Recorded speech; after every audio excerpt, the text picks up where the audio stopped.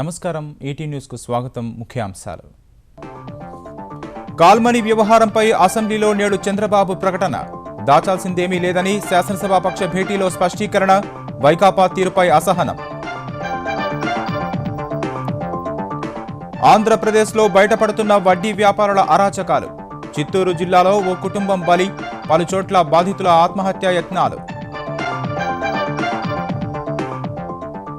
కొత్త ఐటీ విధాన ముసాయిదా సిద్ధం చేస్తున్న తెలంగాణ సర్కార్. వచ్చే 5 ఏళ్లలో 4 లక్షల ఉద్యోగాలే లక్ష్యం. 3 జిల్లాల్లో ఐటీ హబ్లకు ప్రతిపాదన. శ్రీశైలం జలాలపై 2 రాష్ట్రాల మధ్య అవగాహన. కరువు దృష్ట్యా జూన్ వరకు సమానంగా పంచుకోవాలని నిర్ణయం. యాజమాన్య బోర్డు వెల్లడి. అయుత చండీ యాగానికి ముమ్మర ఏర్పాట్లు. ప్రముఖుల కోసం ప్రత్యేక కుటీరాలు, వసతులు స్వయంగా పర్యవేక్షిస్తున్న ముఖ్యమంత్రి కేసీఆర్. శీతాకాల విడిది కోసం నేడు హైదరాబాద్కు రాష్ట్రపతి. నెలాఖరు వరకు బొల్లారంలో బస. ఏపీ, కర్ణాటక కార్యక్రమాలకు హాజరు కానున్న ప్రణబ్. జీఎస్టీ బిల్లును పక్కన పెట్టిన కేంద్రం. శీతాకాల సమావేశాల గడువు సమీపించడమే కారణం. కాంగ్రెస్ వైఖరిని ఎండగట్టాలని మంత్రులకు ప్రధాని సూచన.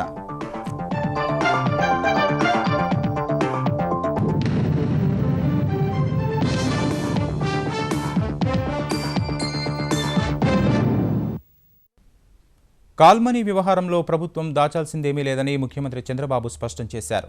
ఈ అంశంపై శాసనసభ ద్వారానే వాస్తవాలు ప్రజలకు వివరిద్దామని తెలుగుదేశం శాసనసభాపక్ష సమావేశంలో తేల్చి చెప్పారు. ఆ బాధ్యతను ఆరోపణలు ఎదుర్కొంటున్న పార్టీ ఎమ్మెల్యేలే తీసుకోవాలని చెప్పినట్లు సమాచారం. ప్రస్తుతం ఉన్న వైకాపా లాంటి ప్రతిపక్షాన్ని తన జీవితంలో చూడలేదని పార్టీ నేతల వద్ద వ్యాఖ్యానించిన బాబు తెలుగుదేశంలో చేరేందుకు వచ్చే వైకాపా నాయకుల విషయంలో తమ ఆలోచన విధానాన్ని మార్చుకుని వారిని ఆహ్వానించాలని తెదేపా ఎమ్మెల్యేలకు సూచించారు.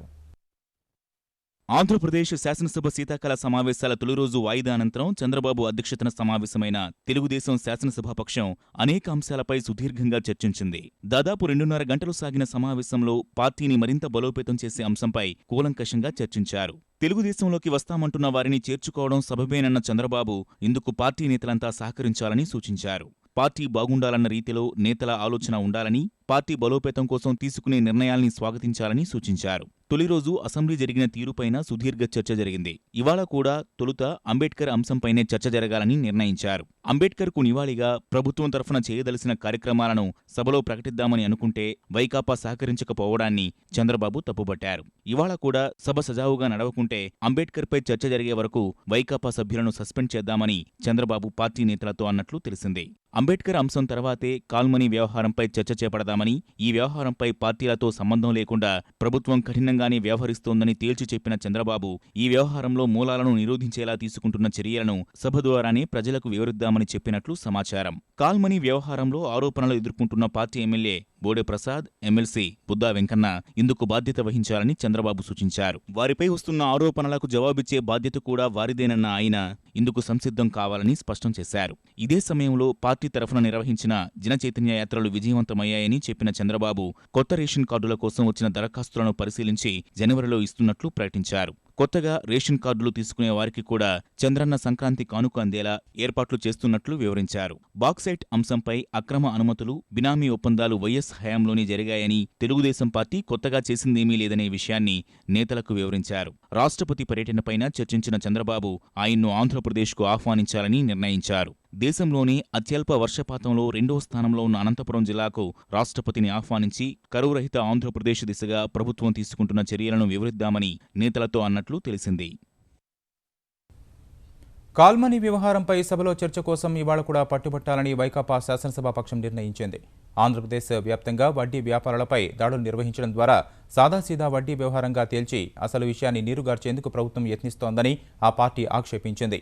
అంబేద్కర్ 125వ జయంతిని పురస్కరించుకొని ఆయన రాజ్యాంగ నిర్మాణానికి చేసిన కృషిని స్మరిస్తూ నివాళులర్పించేందుకు అసెంబ్లీలో ప్రభుత్వం చేసిన యత్నాన్ని వైకాపా అడ్డుకుందన్న అధికార పక్షం వాదనను తిప్పికొట్టాలని నిర్ణయించింది. అందులో భాగంగా ఇవాళ రాష్ట్ర వ్యాప్తంగా అంబేద్కర్ విగ్రహాలకు పాలాభిషేకం చేయాలని పార్టీ శ్రేణులకు పిలుపునిచ్చింది. హైదరాబాద్ తెలుగుతల్లి ఫ్లైఓవర్ వద్ద ఉన్న అంబేద్కర్ విగ్రహానికి పాలాభిషేకం నిర్వహించాలని జగన్మోహన్ రెడ్డి నిర్ణయించారు. కాల్మనీ పేరుతో వడ్డీలకిచ్చి మహిళల్ని బలవంతంగా వ్యభిచార కూపంలోకి లాగిన కీచకుల కోసం పోలీసుల వేట ముమ్మరంగా సాగుతోంది. అజ్ఞాతంలో ఉన్నవారు తప్పించుకొని విదేశాలు వెళ్లకుండా అడ్డుకట్ట వేస్తున్నారు. వారి బ్యాంకు ఖాతాల్ని స్తంభింపజేశారు. ఈ కేసులో కీలక నిందితులుగా ఆరోపణలు ఎదుర్కొంటున్న వెనిగళ్ల శ్రీకాంత్ ఆచూకీ కోసం లుకౌట్ నోటీసులు జారీ చేసేందుకు సిద్ధమవుతున్నారు. జ్యుడిషియల్ రిమాండ్లో ఉన్న మరికొందరు నిందితులను కస్టడీలోకి తీసుకునే విషయంపై కోర్టులో ఇవాళ విచారణ జరగనుంది. కాల్మనీ కీచకుల ఆచూకీ కోసం ఆంధ్రప్రదేశ్ పోలీసులు గాలింపును ముమ్మరం చేశారు. ఈ కేసులో కీలక నిందితుడు విదేశాల్లో తలదాచుకున్న వెనిగళ్ల శ్రీకాంత్ కోసం లుకౌట్ నోటీస్ జారీ చేయనున్నారు. పెనమలూరు ఎమ్మెల్యే బోడే ప్రసాద్తో కలిసి 3 వారాల క్రితం బ్యాంకాక్ విహారయాత్రకు వెళ్లిన శ్రీకాంత్ ఆచూకీ ఇంతవరకు తెలియలేదు. విదేశీ పర్యటనలో ఉండగానే ఈ నెల 9న కాల్మనీ గుట్టురట్టయింది. శ్రీకాంత్ కుటుంబ సభ్యుల్ని ప్రశ్నించినా ఎలాంటి వివరాలు రాబట్టుకోలేకపోవడం వల్ల లుకౌట్ నోటీసు జారీ కోసం సిఐడి ద్వారా ఇంటర్పోల్కు అతడి వివరాలు, కేసు సమాచారం పంపినట్లు పోలీసులు చెబుతున్నారు. పరారీలో ఉన్న మరో 3 నిందితులు ట్రాన్స్కో డీఈ సత్యానందం, పెండియాల శ్రీకాంత్, చెన్నుపాటి శ్రీను కూడా విదేశాలకు పారిపోకుండా ఇప్పటికే వీరి పాస్పోర్ట్ వివరాలతో అన్ని విమానాశ్రయాలకు సమాచారం పంపారు. ముందు జాగ్రత్తగా నిందితుల బ్యాంక్ ఖాతాల్ని సీజ్ చేశారు. వీరి ఆచూకీ కనుగొనేందుకు 2 టాస్క్ ఫోర్స్, స్థానిక పోలీసు బృందాలు గాలింపు చర్యలు చేపడుతూనే ఉన్నాయి. మరోవైపు కాల్మనీ కేసులో అరెస్టై రిమాండ్లో ఉన్న నిందితులు యలమంచిలి శ్రీరామమూర్తి, దూడల రాజేష్ను కస్టడీలోకి తీసుకునేందుకు పోలీసులు సమాయత్తమయ్యారు. విజయవాడ చీఫ్ మెట్రోపాలిటన్ మేజిస్ట్రేట్ కోర్టులో వేసిన కస్టడీ పిటిషన్ ఇవాళ విచారణకు రానుంది. అటు కాల్మనీ కేసుల కోసం ప్రత్యేకంగా ఏర్పాటు చేసిన ఫిర్యాదుల విభాగం వద్ద బాధితులు బారులు తీరుతున్నారు. ఎక్కువ డబ్బులు వసూలు చేసుకున్నారని, బలవంతంగా ఆస్తులు రాయించుకున్నారని, బెదిరింపులకు గురిచేస్తున్నారని ఫిర్యాదుల్లో పేర్కొన్నారు. ఫిర్యాదుల్ని మళ్లీ బాధితుల పరిధిలో ఉండే పోలీస్ స్టేషన్లకు పంపి కేసులు నమోదు చేసేందుకు నగర పోలీస్ కమిషనర్ రంగం సిద్ధం చేశారు. కాల్మనీ వ్యవహారాన్ని ప్రతిపక్షం శాసనసభలో ప్రస్తావించనుండగా అందుబాటులో ఉండాలన్న ప్రభుత్వ ఆదేశాల మేరకు విజయవాడ పోలీస్ కమిషనర్ గౌతమ్ సవాంగ్ హైదరాబాద్ వెళ్లారు. వడ్డీ వ్యాపారులపై ఆంధ్రప్రదేశ్ ప్రభుత్వం ముక్కుపాదం మోపుతున్న ఆ విషసర్పాల కాటుకు కుటుంబాలు బలవుతూనే ఉన్నాయి. వడ్డీ వ్యాపారాల వేధింపులు తాళలేక చిత్తూరు జిల్లా ఐరాల మండలం దిగువ నాగలవారిపల్లెలో శివశంకర్ అనే వ్యక్తి భార్య బిడ్డలతో కలిసి ఎర్రతిరువారిపల్లె సమీపంలోని సీకల చెరువులో దూకి ఆత్మహత్య చేసుకున్నారు. వడ్డీ వ్యాపారి వేధింపులు తట్టుకోలేకే ఒంగోలులో నాగరాజు అనే యువకుడు ఆత్మహత్యకు యత్నించాడు. వడ్డీ వ్యాపారి సురేష్ కేవలం 5,000 మాత్రమే ఇచ్చి 1,60,000 వడ్డీతో సహా కట్టాలని, లేని పక్షంలో ఇంటిని తన పేరు రాయాలని గొడవ చేసినట్లు నాగరాజు ఆత్మహత్య లేఖలో రాశాడు. అనంతపురంలోని నవోదయ కాలనీకి చెందిన షఫీ అనే యువకుడు వడ్డీ వ్యాపారుల ఒత్తిళ్లు తాళలేక ఆత్మహత్య యత్నం చేశాడు. Kakinada Sarpavaram police station ASI Suryaprakash Rao 1,60,000 అప్పిచ్చి 17 కోట్ల రూపాయలు ఇవ్వాలని డిమాండ్ చేస్తున్నారని ఓ బాధిత మహిళ ఎస్పీకి మొరపెట్టుకుంది. తిరుపతిలో ఓ కానిస్టేబుల్ తోపుడు బండ్ల వ్యాపారులకు అధిక వడ్డీకి అప్పు ఇచ్చి వాటిని తిరిగి ఇవ్వలేదన్న కారణంతో వారిపై కేసులు నమోదు చేయించాడు. ఎదిగిన కూతుళ్లను ఎత్తుకెళ్లిపోతారని బెదిరించగా కుటుంబంతో సహా తిరుపతి వదిలి పారిపోయామని బాధితులు వాపోయారు. తీసుకున్నాం సార్. అది వారానికి 10 రూపాయలు వడ్డీ వేసేసి దాన్ని వారానికి 5,000 కట్టాలా అని తీసుకున్నారు సార్. 5,000 ఎట్లో కష్టపడి కట్టినాం సార్. ఇప్పుడు దాన్ని వాడు వడ్డీకి చక్రవడ్డీ లేసి 2 లక్షలు అంటున్నారు సార్. అట్లా కూడా 2 ఏళ్ల నుంచి 2 లక్షలకి వడ్డీ కట్టినాం మేము. మాకు ఇంకా ఏమీ లేక ఏమన్నా పోసుకొని వస్తామంటే 2 ఆడపిల్లలు ఉన్నారు, వయసు పిల్లలు. కాలేజ్ కాడికి పోయి కూడా బెదిరించినాడంట ప్రిన్సిపల్ని, వాళ్ళ పాప వస్తుందా, వాళ్ళ పాపని తీసుకొని పోతాము అది ఇది అనేసి. అందుకు రాత్రి మేము వెళ్ళిపోయినాం సార్. ఊరు విడిచిపెట్టి నీ పిల్లల్ని ఎత్తుకుపోయి బొంబాయిలో అమ్మేస్తాను, నిన్ను కూడా అమ్మేస్తాను, అమ్మేసి డబ్బు చేసుకుంటా నేను అని ఏమేమో మాట్లాడాడు. ప్రపంచంలోని ప్రతి కంపెనీ రాష్ట్రానికి తరలి వచ్చేలా తెలంగాణ ప్రభుత్వం నూతన ఐటీ విధానాన్ని సిద్ధం చేస్తోంది. ఐటీ శాఖ మంత్రి కె తారక రామారావు పర్యవేక్షణలో ముసాయిదా తుది మెరుగులు దిద్దుకుంటోంది. వచ్చే 5 ఏళ్లలో 4 లక్షల మందికి ఉద్యోగాలు కల్పించేలా కొత్త ఐటీ విధానంలో ప్రణాళికలు రూపొందిస్తున్నారు. ప్రస్తుతం 68,200 కోట్ల రూపాయలుగా ఉన్న ఐటీ ఎగుమతులను 5 ఏళ్లలో రెట్టింపు చేయాలని లక్ష్యంగా పెట్టుకున్నారు. ఐటీ రంగాన్ని వరంగల్, కరీంనగర్, నిజామాబాద్ లాంటి ద్వితీయ శ్రేణి నగరాలకు విస్తరించేలా కార్యాచరణ సిద్ధం చేస్తున్నారు. ప్రతి ఇంట్లో ఒక్కరైనా డిజిటల్ జ్ఞానం కలిగి ఉండేలా చర్యలు చేపట్టాలని కొత్త ఐటీ విధానంలో పేర్కొన్నట్లు సమాచారం. ప్రతి పాఠశాలలోనూ 6వ తరగతి తర్వాత విద్యార్థులకు డిజిటల్ పాఠాలు బోధించేలా ప్రణాళికలు రూపొందించినట్లు తెలుస్తోంది. దేశంలోనే వినూత్న స్మార్ట్ పాలనకు రాష్ట్రాన్ని మూల కేంద్రంగా తీర్చిదిద్దాలని తెలంగాణ సర్కార్ లక్ష్యంగా పెట్టుకుంది. మహిళా పారిశ్రామికవేత్తలను ప్రోత్సహించే విధంగా తెలంగాణ ప్రభుత్వం ప్రత్యేక విధానాన్ని తీసుకురానుందని ఐటీ శాఖ మంత్రి కేటీఆర్ హైదరాబాద్లో వెల్లడించారు. బూస్ట్ యువర్ బిజినెస్ ప్రచారంలో భాగంగా ఫేస్బుక్ ఏర్పాటు చేసిన ఔత్సాహిక మహిళా పారిశ్రామికవేత్తల సదస్సుకు ముఖ్య అతిథిగా హాజరైన ఆయన మహిళా పారిశ్రామికవేత్తలకు తెలంగాణ ప్రభుత్వం అన్ని విధాలా అండగా ఉంటుందని హామీ ఇచ్చారు. ప్రభుత్వం నెలకొల్పబోతున్న కొత్త పారిశ్రామిక పార్కుల్లో కూడా మహిళల కోసం ప్రత్యేకంగా ఒక కోటా పెడతా ఉంది. అదే రకంగా మన పారిశ్రామిక విధానంలో భాగంగా కూడా మహిళా పారిశ్రామికవేత్తలను ప్రోత్సహించడానికి ఏ రకంగా అదనపు ప్రోత్సాహకాలు ఇస్తా ఉందో వారికి వివరించి చెప్పడం జరిగింది. చాలా మంది మహిళా పారిశ్రామికవేత్తలు వారు అడుగుతున్నదల్లా ఏమంటే మాకు ప్రభుత్వం నుండి మీరు ఇతోధికంగా లోన్స్ విషయంలో కానీ అదే రకంగా క్లియరెన్సెస్ విషయంలో కానీ అప్రూవల్స్ విషయంలో కానీ త్వరితగతిన మీ వ్యవస్థను నడిపించగలిగినట్టయితే చాలా మంది ముందుకొచ్చే అవకాశం ఉందని వారు చెప్తా ఉన్నారు. శ్రీశైలం జలాశయంలో ప్రస్తుతం అందుబాటులో ఉన్న నీటిని తెలుగు రాష్ట్రాలు చెరిసగం పంచుకోవాలని కృష్ణానది యాజమాన్య బోర్డు త్రిసభ్య కమిటీలో తీసుకున్న నిర్ణయం తాజాగా వెలుగులోకి వచ్చింది. కరువు పరిస్థితుల దృష్ట్యా వచ్చే జూన్ వరకు ఈ నిష్పత్తిని అనుసరించాలని పేర్కొంది. ఈ నెల 4న త్రిసభ్య కమిటీ సమావేశమై చర్చించి నిర్ణయాలు తీసుకోగా వాటికి ఈ నెల 15న జరిగిన బోర్డు సమావేశంలో ఆమోదం లభించింది. ఆ సమావేశం మినిట్స్ను అదే రోజున కృష్ణా బోర్డు 2 తెలుగు రాష్ట్రాలకు పంపింది.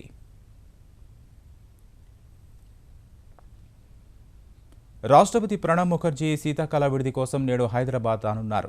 ఈ నెల 31 వరకు సికింద్రాబాద్ బొల్లారంలోని రాష్ట్రపతి నిలయంలో బస చేస్తారు.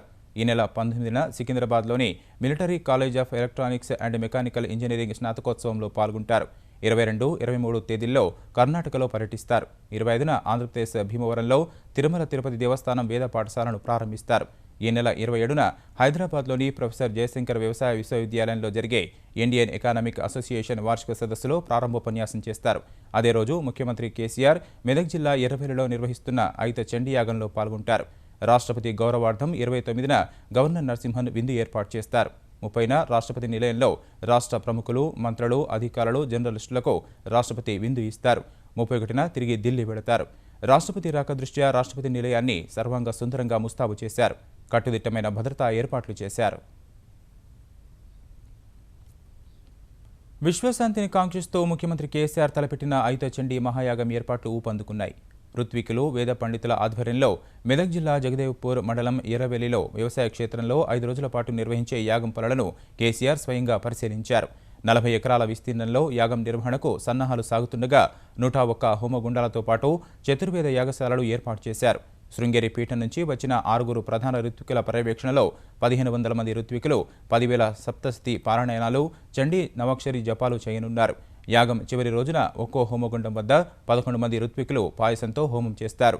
100 మంది బ్రాహ్మణులు పాలతో 10,000 పారాయణాలకు దశాంశంగా 1000 సార్లు తర్పణలిచ్చి చివరగా మహాపూర్ణాహుతి నిర్వహిస్తారు. రాష్ట్రపతితో పాటు పలువురు కేంద్ర మంత్రులు, గవర్నర్లు, ముఖ్యమంత్రులు రానుండగా వారికి విశ్రాంతి, బస కోసం ప్రత్యేక కాటేజీలు నిర్మిస్తున్నారు. యాగశాలకు చేరుకోవడానికి 5 హెలిప్యాడ్లు, ప్రజాప్రతినిధులు, అధికారులు, ఇతర ప్రముఖులు వీక్షించడానికి ప్రత్యేక ప్రాంగణం సిద్ధం చేస్తున్నారు. యాగం నిర్వహించే ఋత్వికులు, ప్రముఖులు, సాధారణ ప్రజలు కలిపి రోజు 50,000 మంది భోజనం చేసేలా వసతులు సిద్ధం చేస్తున్నారు. యాగం నిర్వహించే ప్రాంగణం మొత్తం భారీ తెరలు, దాదాపు 15,000 వాహనాలు నిలపడానికి స్థలాలు ఏర్పాటు చేశారు. ప్రభుత్వ పాఠశాలల్లో అన్ని ఉచితంగా ఇస్తున్న తల్లిదండ్రులు ప్రైవేటు వైపే మొగ్గు చూపుతున్నందుకు కారణాలు తెలుసుకోవాలని తెలంగాణ ఉప ముఖ్యమంత్రి కడియం శ్రీహరి ఉపాధ్యాయులకు సూచించారు. నూతన విద్యా విధానంపై ఉపాధ్యాయ ఎమ్మెల్సీలు ఆయా సంఘాలతో హైదరాబాద్లో నిర్వహించిన రాష్ట్ర స్థాయి సంప్రదింపుల సమావేశంలో పాల్గొన్న ఆయన కేంద్రానికి పంపనున్న నూతన విధానంలో పొందుపరచాల్సిన అంశాలపై చర్చించారు. మరోవైపు సబ్జెక్టు ఉపాధ్యాయుల కొరత ఉన్నందున డిఎస్సి నిర్వహణకు ముఖ్యమంత్రి ఆదేశాలిచ్చారని కడియం తెలిపారు. నూతన విద్యా విధానానికి సంబంధించి ప్రభుత్వ బడుల్లో ఆంగ్ల మాధ్యమం ప్రవేశపెట్టాలని, పూర్వ ప్రాథమిక పాఠశాలలను ప్రారంభించాలని జిల్లాల నుంచి ఎక్కువగా సూచనలు వచ్చాయని ఆయన వివరించారు. ఉన్నత విద్యా రంగానికి సంబంధించి, విశ్వవిద్యాలయ విద్యకు సంబంధించి కూడా ప్రత్యేక సమావేశాలను ఏర్పాటు చేస్తున్నాం. ఈ 3 సమావేశాలు పూర్తయిన తర్వాత ఇంటెలెక్చువల్స్ తోని విద్యారంగం పైన ప్రత్యేకమైన అభిమానం ఉన్న వాళ్ళు ఒక సమావేశం ఏర్పాటు చేసి అప్పుడు ఒక ముసాయిదాను ఏర్పాటు చేసుకొని ఆ ముసాయిదాను రాష్ట్రంలో ఉన్న రాజకీయ పార్టీల ముందు పెట్టి వాళ్ళ యొక్క సలహాలు, సూచనలు కూడా తీసుకొని ఆ తర్వాతనే కేంద్ర ప్రభుత్వానికి నూతన విద్యా విధానం పైన తెలంగాణ ప్రభుత్వము తన విధానాన్ని రాతపూర్వకంగా తెలియజేయాలని మేము భావిస్తున్నాం. జనవరి నుంచి యాదగిరిగుట్ట, వేములవాడ ఆలయాల అభివృద్ధి పనులను వేగవంతం చేసి 3 ఏళ్లలో పూర్తి చేస్తామని తెలంగాణ దేవాదాయ శాఖ మంత్రి ఇంద్రకరణ్ రెడ్డి వెల్లడించారు. ఈ 2 ఆలయాల అభివృద్ధిపై సంబంధిత అధికారులతో హైదరాబాద్లో సమీక్ష నిర్వహించిన ఆయన గుట్టలో భూ పరీక్షలు పూర్తి కాగానే పనుల కోసం టెండర్లు పిలుస్తామని తెలిపారు. వేములవాడ ఆలయ విస్తరణకు దేవాదాయ శాఖ నివేదికలు పంపిందన్న ఆయన 85 ఎకరాల్లో విస్తరణ పనులు చేపడతామని చెప్పారు. ఇంకా మనకు డెవలప్మెంట్ అథారిటీ ద్వారా ఒక శిల్ప కళాశాల ఒకటి ఏర్పాటు చేయాలని సూచనలు వచ్చినాయి కాబట్టి దాని గురించి కూడా ఆలోచించడం జరుగుతుంది. ముఖ్యంగా మరి ఇక్కడ సౌత్ ఇండియాలో తిరుపతిలో ఉంది అనుకుంటా. ఇప్పుడే తిరుపతిలో ఉన్నది, ఇక్కడ తెలంగాణలో కూడా యాదగిరిగుట్టలో పెట్టినట్టయితే బాగుంటుందన్న ఆలోచన ఉంది. దానికి కూడా అక్కడ శిల్ప కళాశాల ఒకటి ఏర్పాటు చేయాలని యోచిస్తున్నాం. తెలంగాణలో తెలుగుదేశం పార్టీని గాడిలో పెట్టేందుకు అధినేత చంద్రబాబు కసరత్తు చేపట్టారు. ఆంధ్రప్రదేశ్ అసెంబ్లీ సమావేశాల దృష్ట్యా కొన్ని రోజులు హైదరాబాద్లోనే ఉండనున్న ఆయన జిల్లాల వారీగా తెలంగాణ ప్రాంత నేతలతో వరుస భేటీలు నిర్వహిస్తున్నారు.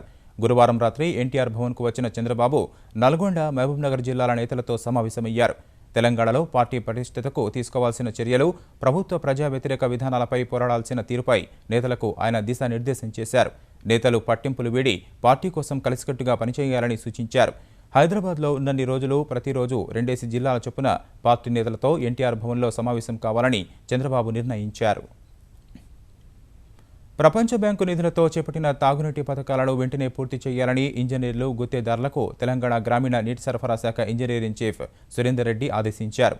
మహబూబ్నగర్, కరీంనగర్, ఆదిలాబాద్ జిల్లాల్లో 386 కోట్ల రూపాయలతో 995 ఆవాసాల్లో చేపట్టిన తాగునీటి పథకాలపై ఇంజనీర్లు, గుత్తేదారులు, ప్రపంచ బ్యాంకు ప్రతినిధులతో కలిసి సమీక్షించిన ఆయన 2013లో పనులు ప్రారంభం కాగా ఇప్పటి వరకు 236 కోట్లు ఖర్చు చేశారని వివరించారు.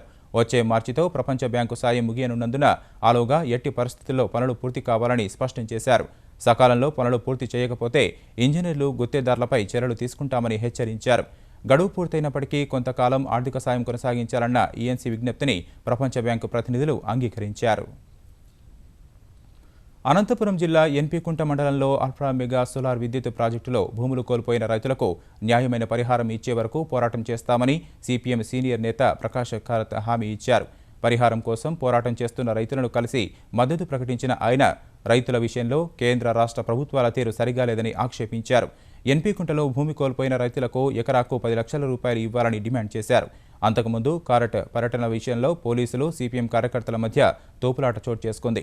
ప్రాజెక్టు భూముల పరిశీలనకు కారత్తో పాటు 5గురిని మాత్రమే పోలీసులు అనుమతించారు. एनपी कोंटा के चंद किसानों के संघर्ष नहीं रहेगा, इसको और व्यापक हम बनाएंगे. आपको पूरे आंध्र प्रदेश से और पूरे देश से आपको समर्थन प्राप्त होगा कि आपने जो मांगे उठाई है वो वाजिब मांगे हैं. आंध्र प्रदेश की सरकार मजबूर होके आपकी मांगों को पूरा करना पड़ेगा, तब तक हम संघर्ष करेंगे. అధునాతన వైద్య సదుపాయాలు సామాన్యులకు అందుబాటులో వచ్చే విధంగా వైద్య నిపుణులు కృషి చేయాలని గవర్నర్ నరసింహన్ అభిప్రాయపడ్డారు. హైదరాబాద్ మాదాపూర్ హెచ్ఐసిసిలో న్యూరోలాజికల్ సొసైటీ 64వ జాతీయ సదస్సును ప్రారంభించిన ఆయన పేదలకు వైద్య ఖర్చులు భారంగా మారిపోతున్నాయని ఆవేదన వ్యక్తం చేశారు. వైద్యులు కూడా యోగా, ధ్యానం వంటి అంశాలను అనుసరించి రోగులకు సూచించాలని నరసింహన్ కోరారు. After all, in our ancient system itself, the ancient system of yoga, for example, there are many things which are probably takes care of the treatment itself. So how far are we able to sort of use the yogic system or the yoga system of medical treatment in the case of neuro problem, position of ignorance, but this time sometimes one gets the feeling whether yoga might help a particular problem, whether instead of going to surgery. దేశంలోనే మొదటిసారి cross boss సాంకేతికత పరిజ్ఞానంతో గుండె శస్త్రచికిత్స విజయవంతంగా చేశామని సికింద్రాబాద్లోని sunshine ఆసుపత్రి వైద్యులు ప్రకటించారు. గుండెకు రక్తాన్ని సరఫరా చేసే రక్తనాళాల్లో పూడిక ఏర్పడి గుండెపోటుకు సరైన వ్యక్తికి అధునాతన క్రాస్ బాస్ పద్ధతి ద్వారా స్టంట్ అమర్చినట్లు తెలిపారు. దేశంలో ఇప్పటివరకు ఏ ఆసుపత్రి కూడా ఈ విధానాన్ని ఉపయోగించలేదని వివరించారు. హాస్పిటల్ పారడైజ్ సికింద్రాబాద్ లోపల advanced interventional work shop perform చేస్తూ ఉన్నాము. చాలా రోజుల నుంచి రక్తనాళాలు మూసుకుపోయి ఏవైతే డిఫికల్ట్ లీజన్స్ యాంజియోప్లాస్టీ లోపల ఇట్లాంటి కేసెస్ కు మనము నార్మల్ గా యాంటీగ్రేడ్ టెక్నిక్ అని యూజ్ చేస్తాము. గ్రేడెడ్ అడ్వాన్స్డ్ వైర్స్ టెక్నాలజీ అంటాము. అంటే ఇంతకుముందు ఇవన్నీ లేకుండే క్రాస్ బాస్ టెక్నాలజీ అని, స్టింగ్ రే అని ఇట్లాంటి న్యూ డివైసెస్ యూజ్ చేసుకుంటూ newer wires improve the technology. World లో ఏది best possible that we're providing in our Sunshine hospital. చెప్పకుండా మూత్రశాలకు వెళ్లారంటూ ప్రధాన ఉపాధ్యాయుడు విచక్షణారహితంగా కొట్టిన దెబ్బలకు విద్యార్థులు గాయపడిన ఘటన ప్రకాశం జిల్లాలో జరిగింది. పొన్నలూరు మండలం చెన్నిపాడు గ్రామం హైస్కూలులో ప్రధాన ఉపాధ్యాయుడిగా పనిచేస్తున్న ఎన్ కోటేశ్వరరావు మూత్రశాలకు వెళ్లిన 6వ తరగతి విద్యార్థులను వెంబడించి మరీ కర్రతో చితకబాదాడు. ఉపాధ్యాయుడి తీరుపై ఆగ్రహించిన గ్రామస్తులు ఆయనను పాఠశాల నుంచి గెంటివేసి తాళాలు వేసేందుకు యత్నించగా సహచర ఉపాధ్యాయులు కలుగజేసుకుని శాంతింపజేశారు.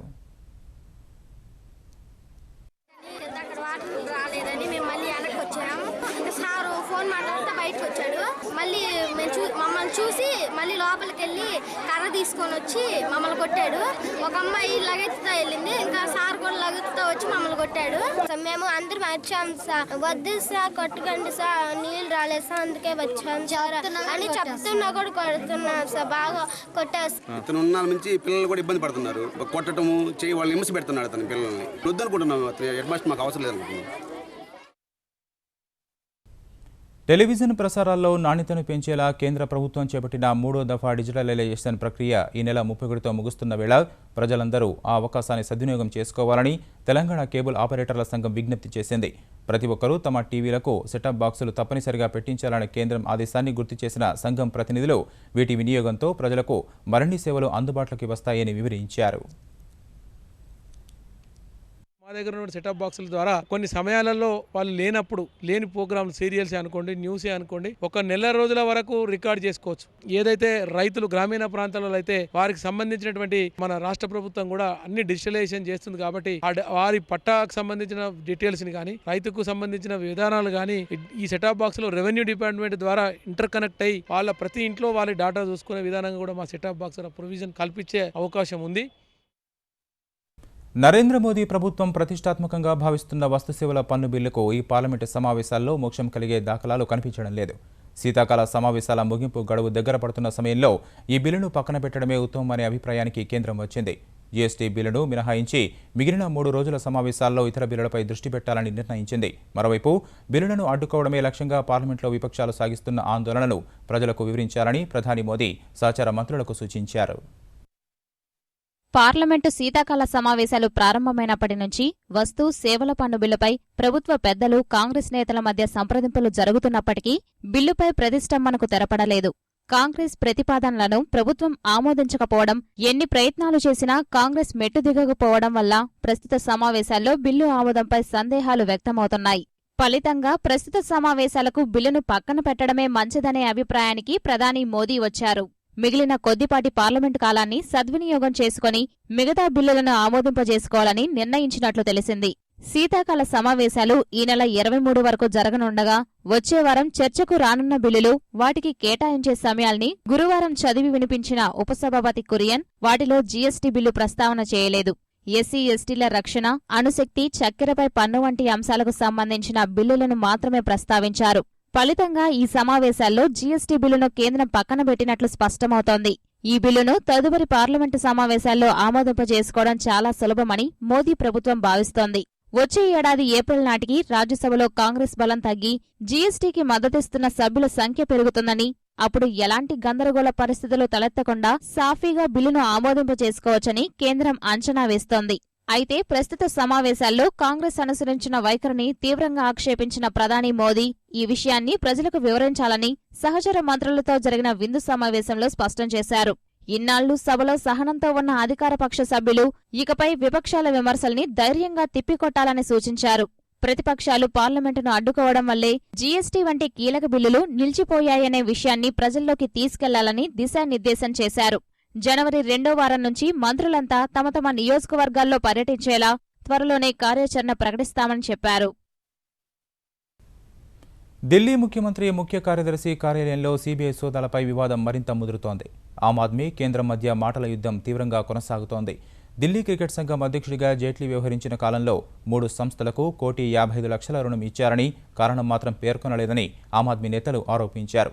జైట్లీ హయాంలో డీడీసీఏ స్టేడియం నిర్మాణానికి 24 కోట్లతో బడ్జెట్ ఆమోదించగా 114 కోట్లు ఖర్చు చేశారని, మిగిలిన 90 కోట్లు ఎక్కడ ఖర్చు చేశారని ఆమ్ ఆద్మీ నేత కుమార్ విశ్వాస్ ప్రశ్నించారు.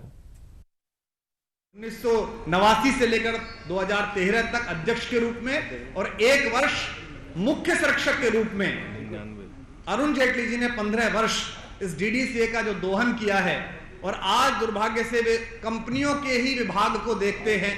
इसलिए उनके रहते किसी भी प्रकार से भ्रष्टाचार के इस मामले को उजागर कर पाएंगे, ये बहुत असंभव बात है कि मुख्यमंत्री के कार्यालय पर रेड हो या एसीबी पर कब्जा हो, इस सब के पीछे केंद्र सरकार के मंत्री श्री अरुण जेटली जी द्वारा डीडीसीए में अपने कार्यकाल में किए गए भ्रष्टाचार और अपने प्रश्न में कराए गए भ्रष्टाचार को उजागर न होने देने की मूल मंशा है. ఆమ్ ఆద్మీ ఆరోపణలను ఆర్థిక మంత్రి అరుణ్ జైట్లీ తోసిపుచ్చారు.